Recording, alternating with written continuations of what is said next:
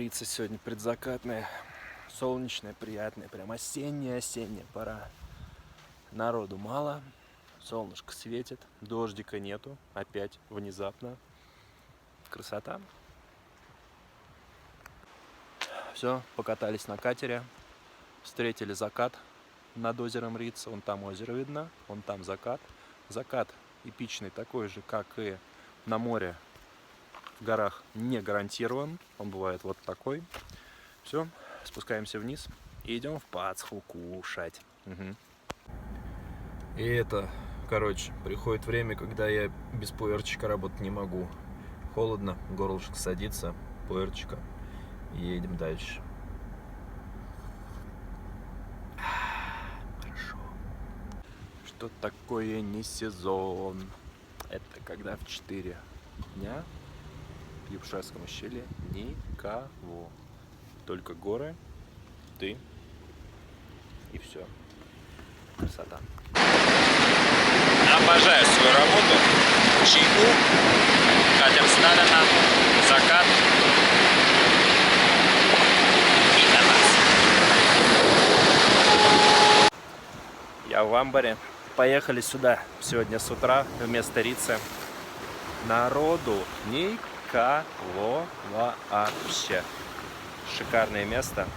Обожаю его. Так, в общем, не на всех этажах такие интересные потолки, только на втором и 10-м, а на 9-м вот, вполне себе можно ходить в полный рост. Шикарно. Вот на таких балкончиках с таким шикарным видом, с бассейном, с подогреваемым и с видом на море. Здесь можно остановиться теперь в Гагре. Кайф. Рассветное солнышко. Я вот уже не понимаю, почему такие низкие потолки. То есть я не прикалываюсь. То есть я правда 1,83 м ростом. И вот я иду по коридору и такой... Мне надо пригнуться и вот так вот походить. Блин, прикольный хоббитский отель, мне очень нравится. Но это фишка, реально, то есть это уже не баг, это уже фишка. Вот эти балкончики, блин, крутые. Очень странные потолки, вот так вот. Бум. И это я не где-то хожу. Вот здесь номер. Вот здесь хоть не достаю до потолка. Прикольно.